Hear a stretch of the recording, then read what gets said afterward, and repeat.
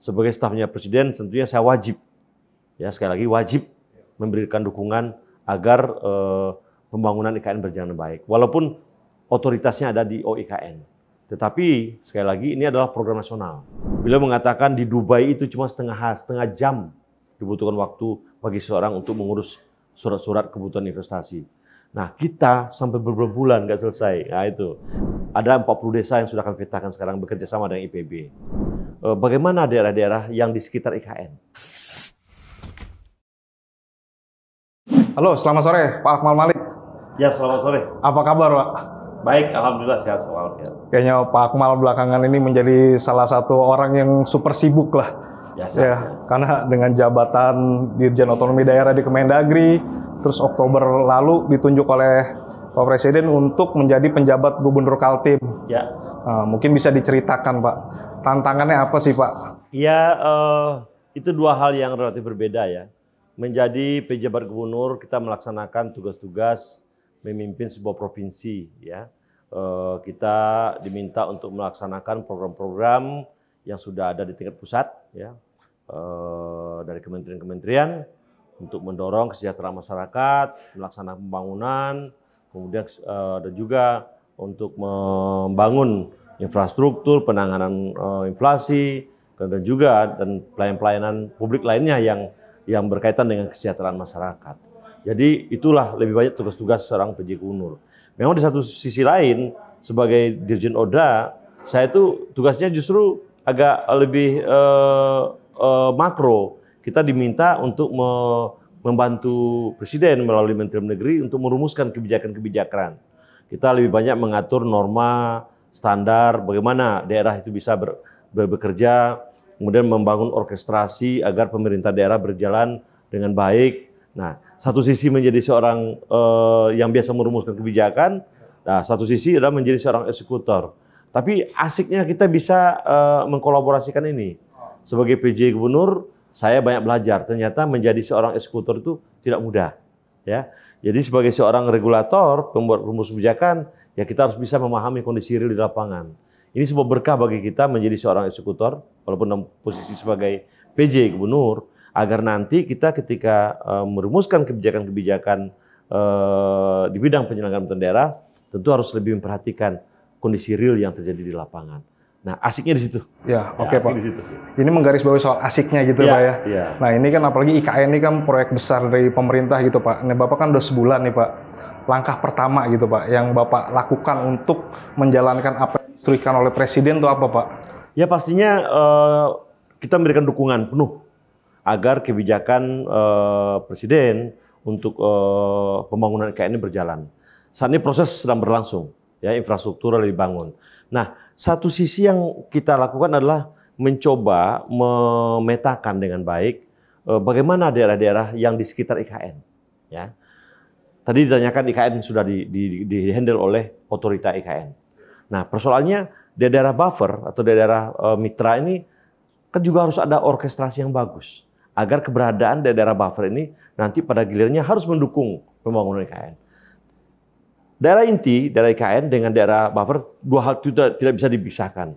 Mungkin secara administratif dia terpisah, tetapi secara ekonomi, secara sosial, dan secara kehidupan budaya dia tidak bisa dipisahkan. Karena mereka sudah menyatu cukup lama sekali. Nah, yang harus dilakukan adalah bagaimana kedua sisi ini harus bersinergi dan harus berkolaborasi. Adalah fakta bahwasanya OIKN secara administratif dikelola oleh OIKN. Tetapi adalah fakta juga bahwasanya sisanya adalah daerah administratif yang dikelola oleh pemerintah Provinsi Kaltim dan juga oleh kabupaten. Ada 5 minimal, PPU, Balikpapan, Pasir, Kutai Barat, dan Kutai Kartanegara. Itu mengitari OIKN. Nah, kita petakan ini dulu. Itu kenapa kita lagi menyiapkan sebuah blueprint. Sebuah blueprint buffer area yang nanti akan terlihat bagaimana dukungan dari daerah-daerah pendukung ini, daerah buffer ini terhadap IKN. Tentu tidak akan sama. Karena kondisi Kutai Barat, kondisi Kutai Kartanegara, Balikpapan yang hanya cuma satu kelurahan, dan juga ada PPU yang kelurahannya banyak sekali, hampir mendekati 54 ya desa, sementara Kutai Kartanegara juga. Nah, apa kontribusi mereka. Contoh di Kutai Kartanegara, kita akan dorong bagaimana kontribusi untuk penyiapan sentra pangan. Kemudian juga Balikpapan, bagaimana kontribusi untuk mendorong agar sektor jasa lebih berkembang baik.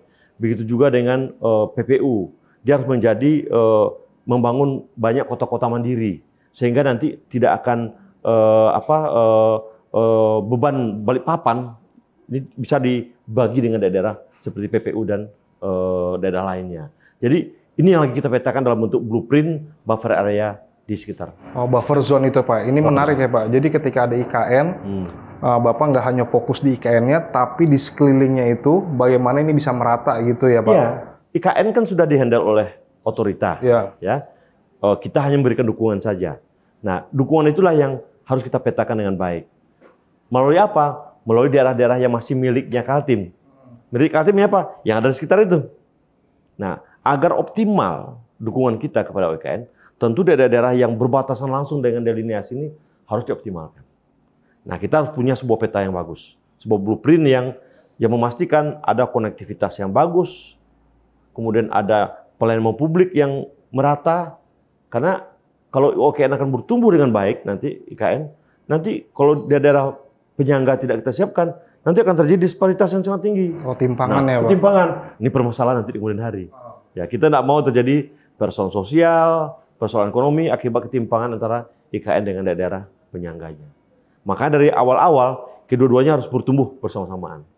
Nah, inilah yang butuh sebuah peta yang jelas, agar tahu siapa melakukan apa, daerah apa, potensinya apa, daerah ini potensinya apa, ayo kita bersinergi. Kita dukung IKN melalui kontribusi kita masing-masing. Berarti Akmal Malik sudah berbicarakan, menyampaikan kepada Bupati, Wali Kota di sana untuk mendukung ini ya Pak ya? Ya.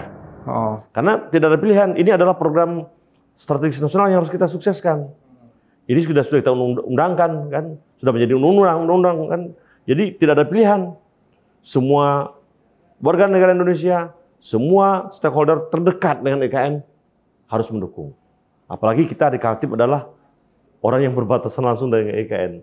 Jadi inilah yang sudah kita siapkan, sembari juga kita berharap dukungan dari pemerintah-pemerintah daerah lain di Indonesia. Oke Pak, ini terkait perencanaan idenya Bapak, dengar-dengar sudah disampaikan juga ke Pak Presiden Jokowi Pak. Gimana tuh Pak responnya? Saya sebetulnya tidak kemarin waktu beliau berkunjung selama 3 hari ya. Iya Pak.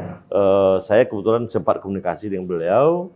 Dan sebetulnya saya belum mau menyampaikan, karena kita kan baru bergerak sedikit ya. Saya baru 30 hari di sana. Dan kami sesungguhnya sudah bergerak memetakan PPU dulu. Ada 40 desa yang sudah kami petakan sekarang bekerja sama dengan IPB.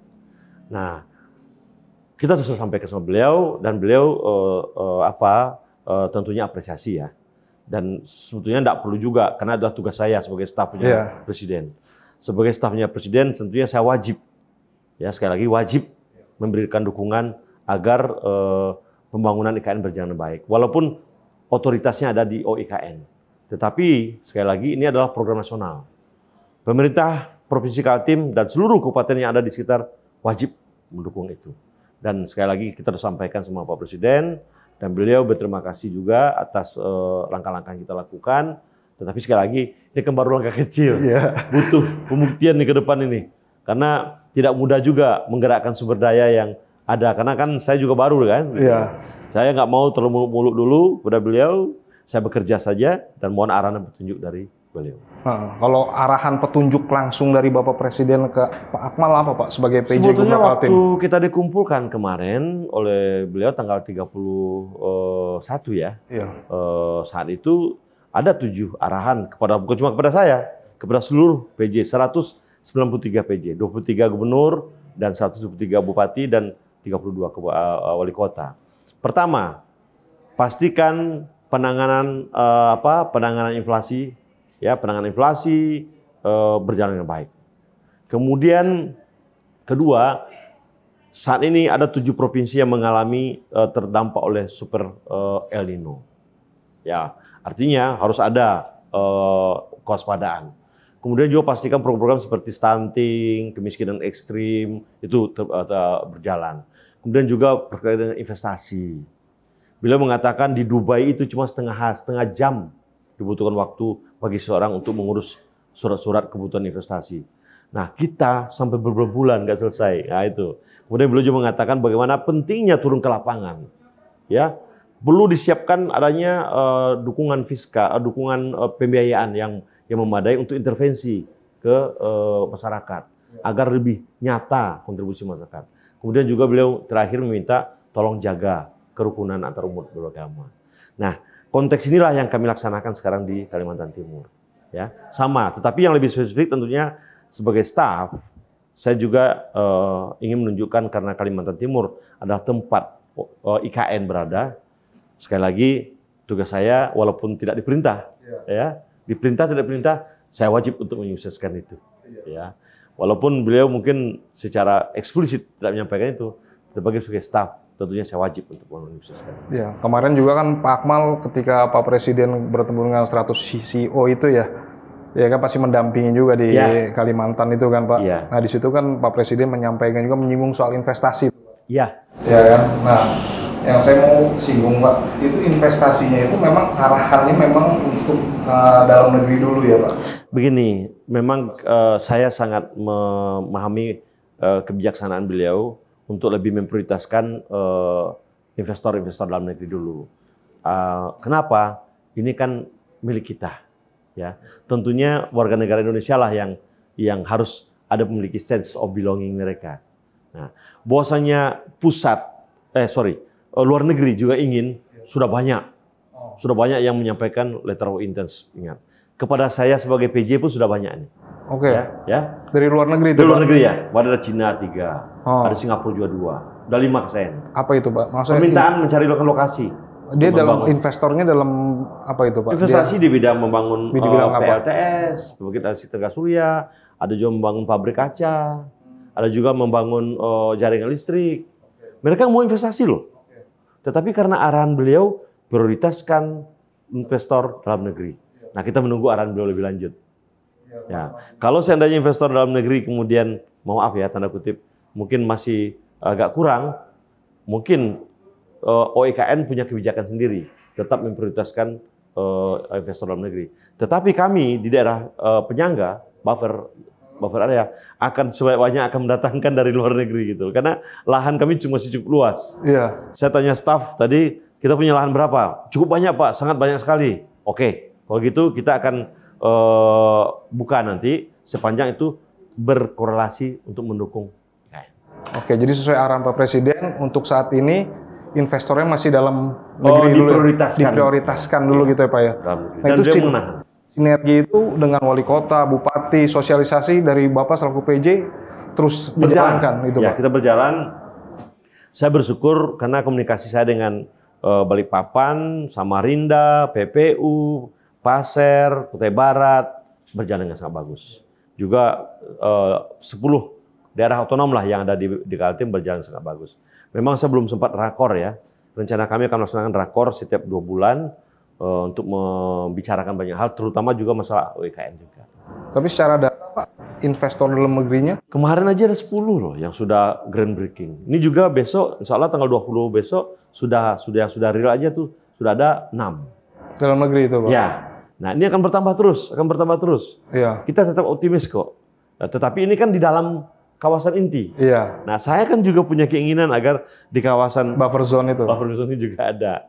Nah, contoh, ini sekarang ada salah satu investor lokal yang lagi kita coba memfasilitasi untuk membangun kota mandiri. Amaridan, Riko, dan Sengkan. Nih, kalau kita bangun daerah ini 3, itu menjadi seperti Karawak BSD nanti. Oke. Ya, jadi kita akan mendorong banyak kota-kota mandiri di sekitar IKN. Nah, inilah yang nanti akan menjadi pelapis dukungan terhadap IKN. Sekali lagi, mengandalkan dia bertumbuh begitu saja itu rawan. Kenapa? Itu urbanisasi luar biasa nanti itu. Maka harus ditata dari sekarang. Blueprint buffer area menjadi hal yang menurut saya kita prioritaskan segera bersama. Kami sudah kerjasama dengan GIZ ya, lagi teman-teman Bapeda untuk membuat pemetaan itu ya, agar blueprint yang itu bisa nanti menjadi acuan bagi pemerintah provinsi, dan kabupaten yang ada untuk membangun dan apa kontribusi mereka masing-masing. Oke, nah kalau itu sudah sesuai berjalan, mudah-mudahan tumbuhnya juga bareng gitu ya Pak ya? Kita harapkan begitu. Pokoknya kita all out untuk mendukung agar IKN bisa eksis dan bertumbuh dari sebagaimana yang sudah direncanakan. Oke, Pak, tadi kan ada salah satu pesan dari Pak Presiden menjaga kerukunan itu ya Pak? Ya. Ini kan Bapak menjadi PJ Gubernur Kaltim dengan posisi udah masuk tahun politik lah gitu Pak. Salah satu pesan yang selalu digaungkan adalah menjaga netralitas ASN gitu Pak. Nah tantangannya gimana sih Pak? Sebetulnya simpel aja. Di dalam Undang-Undang 5 2014 tentang ASN sudah ada larangan untuk politik praktis. Ya. Kemudian juga di dalam edaran SKB, surat keputusan bersama Mendagri, bersama Menpan RB dan juga kementerian lain disebutkan tentang ada sanksi bagi mereka yang melanggar itu. Nah, kami tinggal mengingatkan saja, ya, bahwasanya semua regulasi sudah jelas, undang-undang sudah ada, surat dan bahkan Bawaslu dan juga sudah membuat surat itu. Iya. Nah, tinggal sekarang kita berharap ada kolaborasi semua pihak untuk memonitor agar ASN itu betul-betul bisa melaksanakan tugasnya fokus pada pelayanan publik.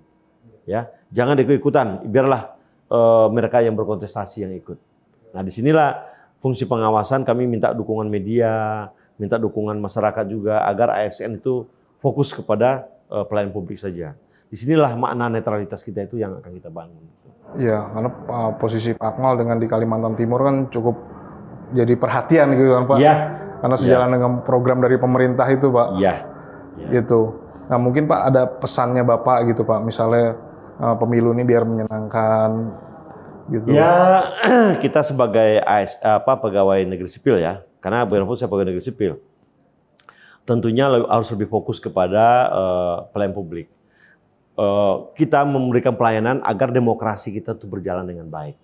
Demokrasi bisa berjalan baik ketika semua stakeholder, pemerintah, partai politik, masyarakat, kontestan, ataupun calon-calon memahami posisi mereka masing-masing. Partai politik jangan narik-narik kita, calon jangan dorong-dorong kita. Nah, ASN jangan juga terayu oleh untuk ikut begitu. Udahlah fokus saja kepada pelayanan publik. Netralitas adalah jawaban untuk kita bisa membangun demokrasi yang baik bagi seorang ASN. Ya, nah, itu kita memang selalu mensosialisasikan. Saya minta teman-teman pada BKD, teman-teman dari BPSDM untuk terus mensosialisasikan tentang pentingnya netralitas untuk membangun demokrasi lokal kita yang lebih baik. Demokrasi bagi ASN itu adalah mengabdi pada bangsa dan negara melalui pelayanan publik sesuai dengan tusinya masing-masing. Gitu. Pak, sama ini Pak, ini kan dengan dua tugas penting lah, super penting gitu Pak ya. Kita pengen tahu juga nih gimana cara Pak Akmal ini membagi waktu ya kan untuk istirahat dan untuk healing gitu Pak. Gimana tuh Pak? Saya Muslim ya, bagi saya bismillah aja. Karena bagi saya ini bagian dari ibadah satu dan ikhlas saja gitu. Nah, kita anggap aja pekerjaan itu adalah healing, kebahagiaan. Saya bekerja, kunjung ke lapangan, kemarin saya ke Bontang, kemudian ada waktu 1 jam, udah saya main olahraga sebentar, olahraga air. Apa tuh Pak? Ya, saya bisa main paddling. Oke. Ya, paddling. Atau kemarin juga, saya ke Bontang juga, saya ngunjungin tempat penangkaran buaya. Atau mungkin nanti kemarin saya ke Kutai Barat bersama Pak Presiden, kita juga melihat masyarakat. Itu kan healing. Iya. Kalau nggak jadi PJ, saya nggak pernah datang ke Kutai Barat loh. Gitu, gitu. Ya. Kalau saya nggak jadi PJ, saya kan sulit datang ke Bontang. Jadi saya menganggap kerjaan-kerjaan itu adalah ya harus imbang lah. Ya, setelah bekerja jam 4 sore itu selesai, ada olahraga, jalan kaki, atau berkunjung kepada teman-teman, mengunjungi tempat wisata. Ya harus imbang lah. Gitu. Ya Pak, tapi di balik olahraga itu selain untuk healing biar nggak terlalu stres lah gitu Pak ya, mungkin katanya ada misi juga Pak, ya sekalian buat tempat wisata itu bisa dikenal lebih luas oleh publik. Iya. Bontang itu Pak gimana Pak? Saya tuh mungkin sebagai bagian dari penggiat wisata ya. Saya percaya sektor pariwisata ini memiliki dampak yang sangat luas. Dia bisa mendorong UMKM, mendorong hotel, ya, mendorong masyarakat untuk mendapat parkirnya hidup dan sebagainya, membuka banyak lapangan pekerjaan. Itu kenapa penting bagi kita pengambil kebijakan itu, kalau ada waktu doronglah lokasi-lokasi wisata kita yang potensial untuk bertumbuh dan berkembang. Karena sekali lagi Indonesia itu kaya dengan potensi-potensi wisata. Permasalahannya promosinya saja yang mungkin agak kurang. Dan yang terakhir mungkin juga perlu dijaga. Bagi saya pariwisata itu kuncinya adalah hospitality. Ya, wisata itu kuncinya adalah Anda bisa tersenyum dan bikin orang bahagia, orang bisa bertahan lama di sana, itu adalah inti dari wisata. Gimana pun bagusnya lokasi Anda, hotel Anda, tapi bikin orang bete, orang bakal lama di sana. Jadi kuncinya adalah hospitality. Saya bilang sama teman-teman dinas pariwisata, doronglah dulu warga kita itu untuk bisa membangun hospitality. Bali itu hospitality-nya luar biasa. Ya, itu membuat orang betah di sana. Ya, itu makanya. Jawa Barat juga begitu. Hospitality-nya bagus. Banyak daerah di Indonesia itu yang bagus, indah-indah sekali. Tapi sayangnya hospitality-nya belum bagus. Nah, makanya kan dengan hobi sekalian memperkenalkan, itu kan secara perlahan dikenal, dia bisa tumbuh kan, Pak? Ya. Itu kan banyak buka lahan pekerjaan, UKM-UKM juga bergerak, perekonomiannya tumbuh gitu. Wisata Pak. itu dampaknya banyak sekali. Saya bilang tadi kan. Iya. Membuka banyak lapangan pekerjaan. Iya. Menjadi guide juga kan. Nah, selain Bontang bisa paddling di mana lagi Pak di daerah Kalimantan itu? Sebetulnya banyak, Balikpapan juga bagus. Ada Pantai Manggar. Ya, saya kemarin juga di Pantai Manggar, saya lihat ada sungai ya di Manggar itu. Saya jadi bilang ke Pak penggiat itu sungai Manggar itu kalau seandainya dibuat kapal katamaran, ya, atau kapal katamaran kan, yang 2 atau 3, taruh di atasnya restoran. Restoran terapung, dia cuma menjual makanan aja. Bayangkan ikan tude bakar yang biasanya cuma mungkin 5.000 Anda jual di luar. Iya. Di kapal bisa Anda jual 25.000 loh. Oh gitu? Ya. Kenapa? Yang mahal itu bukan ikannya, tapi menikmati suasana. Iya, betul. Di atas kapalnya. Yang mahal itunya, Pak. Dan kapalnya dan sungainya bersih. Coba lihat Chao Phraya. Chao Phraya itu maaf ya, sungainya jorok. Di Thailand. Tapi berapa miliar itu penghasilan turis datang ke sana ya. Cuma makan di atas perahu saja. Sementara kita punya banyak sungai yang bagus, tapi kita tidak pernah optimalkan.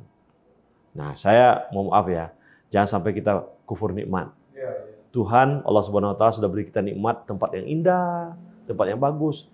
Cuma kitanya tidur, kita nggak pernah melihat yang bagus. Nah, berarti nih Pak Akmal mumpung di Kaltim, jalan muter ketemu spot yang bagus, bisa saya nanti kalau promosikan. Lagi mencoba untuk bangun ngajak ya teman-teman penggiat wisata, ada Masata di masyarakat sadar wisata di Bontang, ada juga yang di Manggar lagi kita coba rangkul untuk bisa nanti mengembangkan wisata lokalnya. Wisata kita bagus-bagus kok. Tinggal sekali lagi bangun didik pekerja-pekerja wisatanya, ajari mereka hospitality, keramah tamahan sehingga orang betah. Urusan sama sungai laut katanya suka main trabas juga. Iya. Bener, saya dulu suka main trabas, main motor trail dulu di Bogor ya. Itu kita punya jalur Cisadon dulu. Semua orang tuh ya penggiat, penyuka motor di ekstrim di Jawa Barat pasti tahu jalur Cisadon, jalur neraka. Dulu saya suka itu dan itu akhirnya kebawa-bawa kemana-mana. Saya juga nanti insya Allah kalau nggak ada halangan ngajak Pak Pangdam, Pak Kapolda untuk kita naik motor ke Kutai Barat. Seru tuh ya. Ya, kalau mau nanti ikut boleh. Boleh, siap Pak. Oke Pak, terima kasih atas waktunya. Pak Akmal semoga lancar tugasnya sebagai PJ Gubernur Kaltim. Amin. Pembangunan DKM juga lancar. Amin. Oke Pak. Oke.